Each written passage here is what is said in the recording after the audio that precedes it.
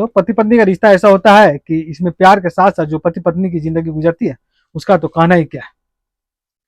लेकिन पति पत्नी के रिश्तों में अगर करवाहट आ जाए तो फिर जिंदगी जहन्नम बन जाती है। आप लोगों ने देखा भी होगा ऐसे समाज में ये छोटी सी बात है, होता ही रहता है। बहुत सारे जो मर्द होते हैं गलत सलत काम करते हैं, दारू सारू पीते हैं, उसके बाद अपने बीवी को बढ़िया से कूटते हैं, बढ़िया से पीटते हैं। तो आपने देखा भी होगा समाज में ऐसी घटनाएं जो हमेशा घट रही होती है। तो ऐसा ही कुछ जो है ये अंजलि के साथ भी हो रहा था काफी दिनों से। तो दोस्तों पूरी कहानी आपको विस्तार से सुनाएंगे। तो दोस्तों आप सभी का स्वागत है क्राइम प्रो पे और मैं हूं आपके साथ नबील अहमद।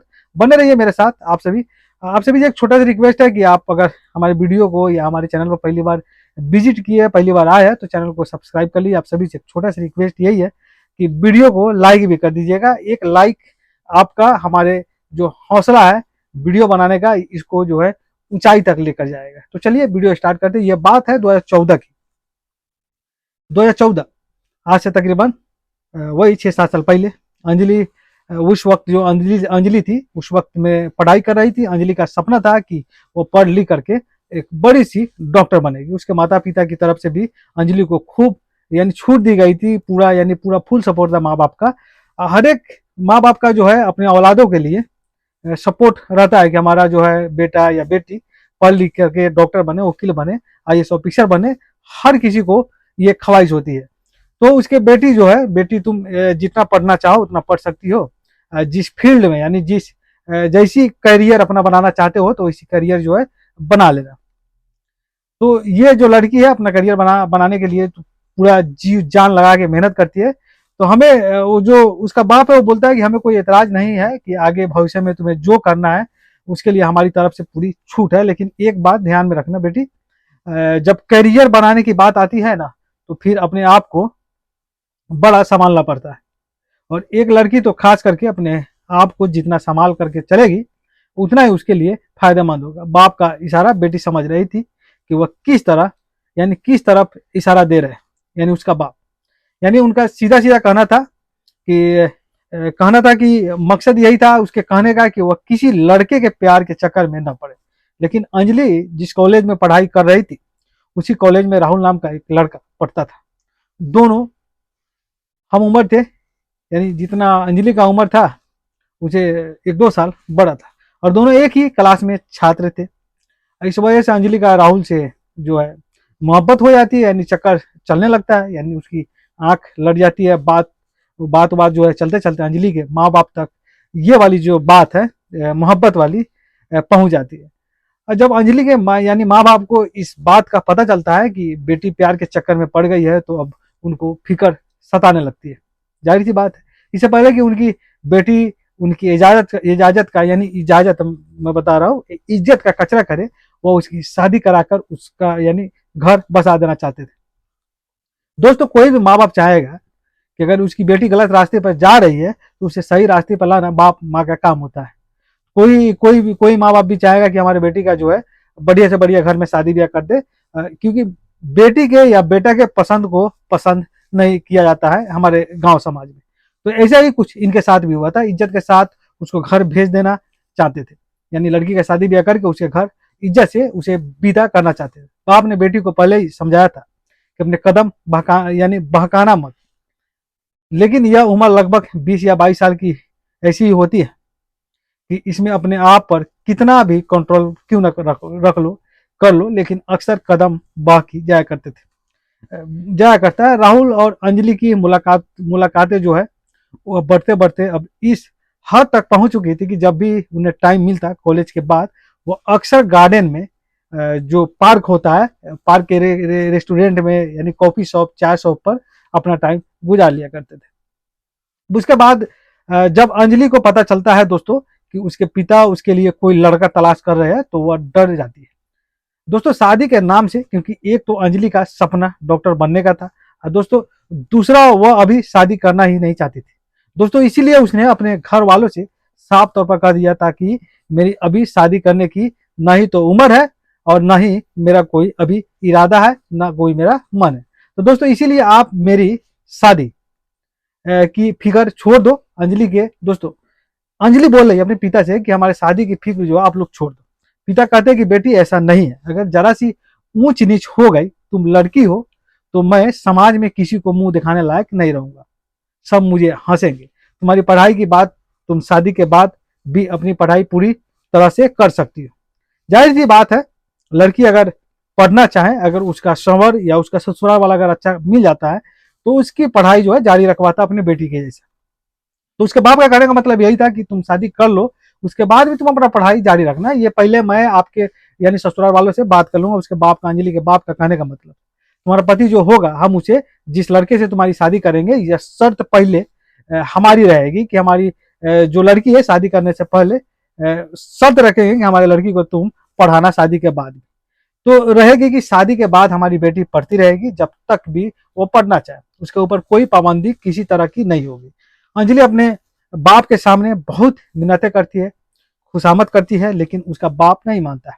आखिरकार एक लड़का उनको चंडीगढ़ में ही, दोस्तों चंडीगढ़ में यानी पसंद आ जाता है और फिर उसके साथ उसका रिश्ता तय कर देते हैं। जब अंजलि का जो पिता है अजय को देखते हैं, लड़के का नाम अजय होता है, उसे देखते हैं तो वह कद काठी में और एक बिजनेसमैन होता है लड़का, जो कि बहुत अच्छा कारोबार था उस लड़के का, जिसका चंडीगढ़ के अंदर ही उसको देख करके पसंद कर लेते हैं दोस्तों। और फिर शादी की तारीख तय कर देते हैं। आखिरकार वह दिन भी आता है जब अंजलि की शादी का दिन था। अंजलि ना चाहते हुए भी दुल्हन बन जाती है और फिर अपने माँ बाप की खुशी के लिए वह इस रिश्ते को कबूल करने के बाद अजय के साथ शादी के बंधन में बन जाती है दोस्तों। जब अजय के साथ अंजलि की शादी होती है तो अजय जो है अंजलि को पा करके बहुत खुश होता है, क्योंकि अंजलि एक तो बहुत ही खूबसूरत लड़की थी और ऊपर से पढ़ी लिखी और बहुत ज्यादा संस्कारी थी।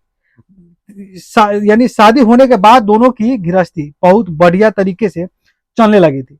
अब अंजलि ने अजय से कहा कि मैं अपनी पढ़ाई पूरी नहीं कर सकती थी, इसीलिए मैं अपनी पढ़ाई जारी रखूंगी और मुझे यानी आगे चल के, यानी कहने का मतलब था अंजलि का है कि मुझे आगे चल करके डॉक्टर बनना है और डॉक्टर बनने का सपना है। तो दोस्तों अजय ने भी उसको कह दिया कि मुझे कोई एतराज नहीं है, तुम अपनी पढ़ाई पूरी करती रहो। अब उधर अजय शादी होने के बाद अपनी खूबसूरत पत्नी को पा करके, एक तो बेहद खूबसूरत पत्नी थी, ऊपर से उसने अब काम धंधा के ऊपर ध्यान देना बिल्कुल ही बंद कर दिया था। उधर चार दोस्तों में बैठने लगा था। उसकी वजह से धीरे धीरे वह सब, यानी जो अजय था अब शराब का सेवन भी करने लगा था। और दोस्तों आपको पता है कि जब यह शराब जिंदगी में, किसी के भी जिंदगी में आती है तो फिर बड़े बड़े घरों को तहस नहस कर देती है। बड़े बड़े महाराजाओं को इसने, शराब ने तबाह और बर्बाद कर दिया, ये तो मालूम होगा दोस्तों। यही हुआ था यानी अंजलि के हस्बैंड, पति अजय के साथ भी। आने वाले टाइम को भांपते हुए अंजलि ने अजय को वार्न करना शुरू कर दिया था, रोकना शुरू कर दिया था कि अजय, मुझे लगता है कि तुम शराब का सेवन करने लगे हो, इसको यहीं छोड़ दो और इस शराब को अगर तुमने ज्यादा मात्रा में लेना शुरू कर दिया तो फिर यह हमारी हंसती खेलती जिंदगी जो है, परिवार जो है, बर्बाद हो जाएगी। ये तुम्हारी जो शराब है ये बर्बाद कर भी देगी। अजय पत्नी की बात को सुनी अनसुनी कर देता था, वह उसकी बात पर ध्यान ही नहीं दे रहा था। अब इस शराब की वजह से जब अंजलि अजय को टोका करती थी तो अब दोनों के बीच में झगड़े होने लगे थे। अब अंजलि दोहरी जिंदगी जी रही थी, एक तो वह पढ़ाई कर रही थी और दूसरी जब वह पढ़ने के बाद घर आती थी तो काम भी उसे करना पड़ता था। ऊपर से अब पति शराब पी कर आता तो वह उसके साथ उल्टी सीधी हरकतें जो है करता। अब जो है दोस्तों अंजलि दिन की थकी हुई थी, घर का काम भी आकर करती, ऊपर से पति की उल्टी सीधी हरकतों से उसका मन जो है अब चिड़चिड़ा सा रहने लगी थी। यानी अंजलि चिड़चिड़ापन से रहने लगी थी। वो अपने पति से प्यार की बजाय अब नफरत करने लगी थी, क्योंकि पति पत्नी का रिश्ता जो है ऐसा होता है कि इसमें प्यार के साथ साथ जो पति पत्नी की जिंदगी गुजरती है उसका तो कुछ कहना ही नहीं है, उसका क्या कर सकते हैं। लेकिन पति पत्नी के रिश्तों में अगर करवाहट आ जाए तो फिर जिंदगी जहन्नम बन जाती है। तो ऐसा ही इस अंजलि के साथ भी हो रहा था। अंजलि नहीं चाहती थी, अंजलि बिल्कुल नहीं चाहती थी कि उसका पति शराब पिए, लेकिन अजय था कि किसी तरह से मानने के लिए तैयार ही नहीं था। और दिन पर दिन उसकी खुराक जो है वह ज्यादा होती जा रही थी, कम होने का बजाय हर रोज का यही मालूम था कि अजय रात को शराब के नशे में धूत आता और फिर थकी हुई अंजलि को परेशान करता। अंजलि ना चाहते हुए भी शराबी पति के साथ वह रात गुजारती जैसे तैसे। उसकी रात गुजरती। अब अंजलि अपनी किस्मत पर आंसू बहाने लगी थी और अपने टाइम को यानी अपने आप को वह कोसने लगी थी कि उसके माँ बाप ने उसके साथ यह कितना बड़ा अनर्थ कर दिया है कि मेरी शादी इस बेवड़े के साथ करा दी है। बहरहाल करती भी क्या करती। अब उसके पास सब्र करने के अलावा कोई चारा नहीं था। इसी बीच अंजलि जो है पेट से हो जाती है, गर्भवती हो जाती है। गर्भवती होने के बाद वो अपने पति अजय से बताती है कि इस बच्चे की खातिर, इस बच्चे का वास्ता यानी इस बच्चे का कसम देता है कि इसके वास्ते जो है हमारी जिंदगी में नई खुशियां लेकर आने वाला है। तुम शराब को छोड़ दो, अपनी गृहस्थी पर ध्यान दो, अपने कारोबार पे ध्यान दो, नहीं तो इस तरह से सब कुछ बिक जाएगा, बर्बाद हो जाएगा। लेकिन अजय के कानों पर जू नहीं रेंगती दोस्तों, और वह अपनी जिंदगी में नशा इसी तरह से करता रहता है। अब जिस तरह से वह कर रहा था, आए दिन दोनों के बीच में झगड़ा होता। अब तो बात यहां तक पहुंच गई थी कि अजय अंजलि के साथ अब जो है मारपीट भी कर दिया करता था। अब एक दिन दोनों के बीच में जब हाथापाई हुई तो अजय ने अंजलि के पेट पर ऐसी लात मारी कि उसका जो गर्भपात हो जाता है, यानी जो गर्भ से थी तो उसका गर्भपात हो जाता है। अंजलि का गर्भपात होने के बाद में अंजलि को बहुत बड़ी ठेस लगती है और वह फिर अजय से अलग होने का निर्णय ले लेती है। अपने मायके पहुंच जाती है, अपने ससुर यानी ससुराल से मायके चले जाती है। सारी बात वह अपने बाप को बताती है और कहती है कि मेरी जिंदगी जिस दिन से शादी हुई है कुछ ही महीने तक यानी ठीक चली, लेकिन उसके बाद नर्क बन गई है। लगभग एक साल का समय होकर आ गया है। अजय किसी भी तरह सुनने को और मानने को तैयार ही नहीं है। अजय ने मेरे साथ बदतमीजी की, हद कर दिया। मेरे घर में ठहरा हुआ बच्चा जो था उसका भी देहांत हो गया, यानी वो भी खत्म हो गया। अजय के बारे में अंजलि के पिता ये सारी बात सुनने के बाद उनको भी बड़ा धक्का लगता है। कोई भी माता पिता अपनी औलाद के बारे में यह नहीं चाहते हुए उनकी औलाद दुखी रहे। बहरहाल अंजलि का फैसला जो था वह अटल था कि अब वो अजय के साथ नहीं रहेगी। अंजलि अजय के साथ किसी भी हालात में रहना नहीं चाहती थी। इसलिए चंडीगढ़ कोर्ट में अंजलि तलाक का मुकदमा दायर कर देती है। अपने पति से छुटकारा पाने के लिए कोर्ट में अपना केस फाइल कर देती है। लगभग 2-4 महीनों की बहस के बाद ही जल्दी उनका फैसला आ जाता है और अब अंजलि और अजय दोनों पत्नी का यानी पति पत्नी का कानूनी तौर से अलग हो जाते। बहरहाल अजय को अपनी गलती पर एहसास होता है और वह अंजलि से माफी भी मांगता है और उसे कहता है कि वापस मेरी जिंदगी में दोबारा आ जाओ, मुझे माफ कर दो, जो भी हुआ वह हुआ। भले ही कोर्ट ने हमें अलग कर दिया हो, लेकिन आगे भविष्य में मैं कभी भी ऐसी गलती नहीं करूंगा और मैं अब सुधर चुका हूं। लेकिन अंजलि ने जो फैसला ले लिया था वह ले लिया था। वह किसी भी तरह से अब पलटने के लिए तैयार नहीं थी। अंजलि साफ तौर से कह देती है कि अब मैं तुम्हारी पत्नी नहीं हूं। कानूनी तौर से हम दोनों अलग अलग हो गए, हम दोनों के रास्ते अलग है। तुम अपनी अलग जिंदगी गुजारो, मैं अपनी अलग जिंदगी गुजारूंगी। अजय अंजलि के घर तक आता है, उसके माँ बाप से भी मिन्नतें खुशामद करता है। अंजलि के पैर भी पकड़ने के लिए वो तैयार हो जाता है। लेकिन अंजलि ने जो निर्णय ले लिया था उस पर वह अटल थी। उसने अपनी पति की बात नहीं मानी क्योंकि अंजलि के जो पिता था, पता था कि यह शराबी जो होते हैं, अंजलि को जो पता था यह शराबी जो होते हैं वह एक नंबर के ठरकी होते हैं और झूठे मकार होते हैं। अपना मतलब निकालने के लिए ये किसी भी हद तक चले जाते हैं और जब इनका मतलब निकल जाता है तो फिर यह अपने उसी पुरानी राह पर आ जाते हैं। तो इसीलिए जानबूझकर अंजलि कोई भी रिस्क नहीं लेना चाहती थी और उसने साफ तौर से उसके साथ जाने के लिए मना कर दिया था। दोस्तों, बहरहाल वक्त का पहिया पूरी स्पीड के साथ दौड़ता रहता है और वक्त गुजरता जाता है। उधर अंजलि शादी खत्म होने के बाद अपनी पढ़ाई पर पूरे ध्यान देती है और डॉक्टर की पढ़ाई कर रही थी। उधर वह पीजीआई चंडीगढ़ में एडमिशन ले लेती है। वहाँ उसका एडमिशन हो जाता है। वहाँ पर प्रैक्टिस भी करने लगती है। धीरे धीरे करते करते 5 साल का अरसा यानी साल गुजर जाता है। अंजलि एक अच्छी खासी डॉक्टर बन जाती है क्योंकि घर में उसके बाप के पास प्रॉपर्टी की यानी जमीन की कमी नहीं थी। हाईवे के पास में अच्छी खासी उनकी जमीन पड़ी थी। वहाँ पर अंजलि के बाप ने अंजलि के लिए एक हॉस्पिटल वहाँ पर उसको खोल करके दे देता है कि बेटी डॉक्टर बनने के बाद अपनी क्लिनिक में प्रैक्टिस करे। अंजलि एक तो पीजीआई में भी प्रैक्टिस कर रही थी, दूसरे उसने अपने हॉस्पिटल में भी प्रैक्टिस करना शुरू कर दी थी। उसका अपना हॉस्पिटल भी ठीक ठाक चलने लगा था, ठीक ठाक मरीज आने लगे थे। जैसे जैसे टाइम बढ़ता जा रहा था, अंजलि का जो तजुर्बा है होता है वो और बढ़ता जा रहा था। और भगवान ने उसके हाथ में ऐसी सिफत रखी थी कि वह जिस मरीज के ऊपर भी हाथ रख देती, जिस मरीज का भी इलाज कर देती, फिर वह ठीक होकर के ही यानी उसके हॉस्पिटल से जाता था। दोस्तों इसीलिए उसकी शोहरत भी काफी होने लगी थी।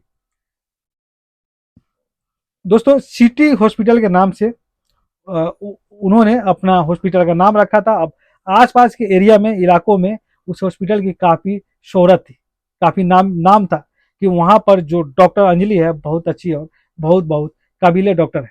इसी तरह से एक दिन अंजलि अपने कैबिन में बैठी थी कि वहां पर 2-3 लोग रोते पीटते गिड़गिड़ाते आते हैं और फिर वह उस मरीज को एडमिट करते हैं।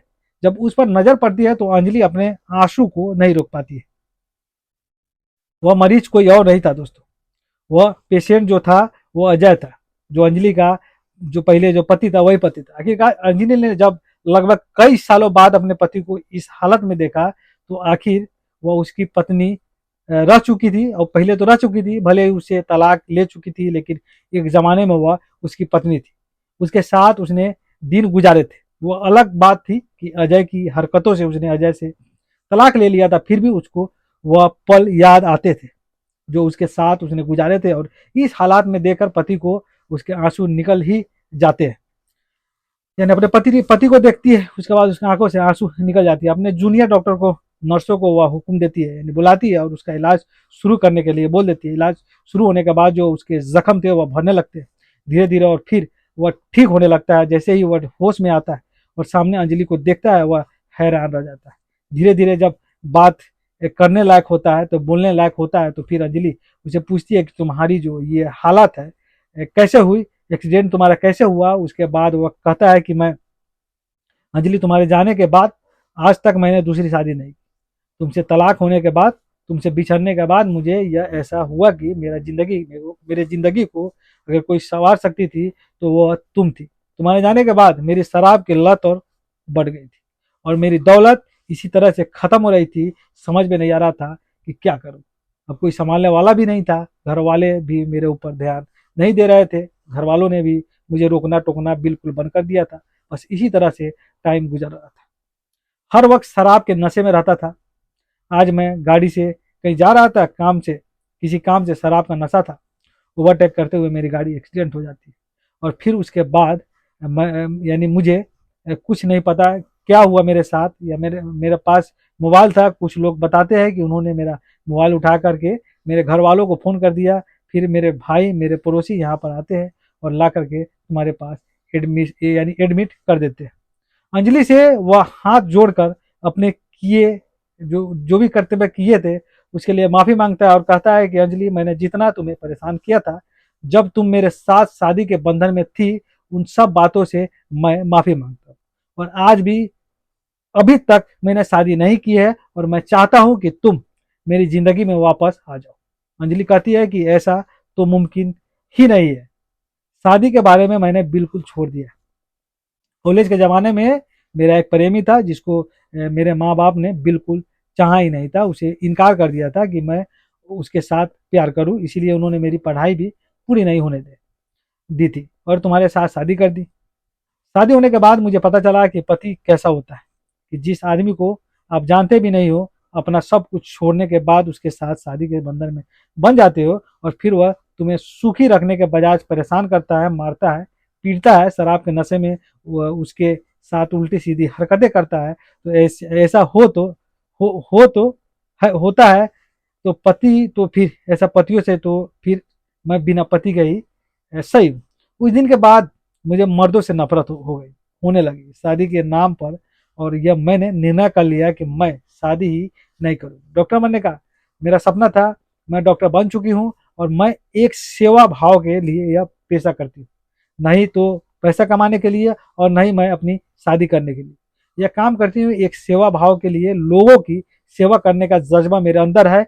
उसको ले करके मैं ये काम करती और बस इसी तरह से अपनी जिंदगी गुजार दूंगी। मेरे माँ बाप बहुत कहते हैं कि बेटी शादी कर लो, लेकिन उस दिन के बाद, तुमसे अलग होने के बाद, अब शादी करने को मन ही नहीं करता। बहरहाल कुछ दिन वहाँ उसके हॉस्पिटल में वह एडमिट रहता है। अजय का यानी अजय का जो भी इलाज चलता है, जितने दिन का भी उसका जो खर्चा होता है, लाख रुपया, कम से कम 2-4 लाख रुपया खर्चा होता है, वो भी अंजलि नहीं लेती है उसे, और फिर हाथ जोड़ करके उसे विदा कर देती है। और बस जाते हुए यही उसे कहती है कि मेरी जो है आपसे रिक्वेस्ट यही है, क्योंकि तुम्हारे साथ मैंने काफ़ी टाइम में गुजारा है, कि यह शराब छोड़ दो। अगर ज़िंदगी तुम्हें बाकी जो मिली है, यह वरदान समझो भगवान का। तुम मर भी सकते थे, जितना तुम्हारा खतरनाक एक्सीडेंट हुआ था।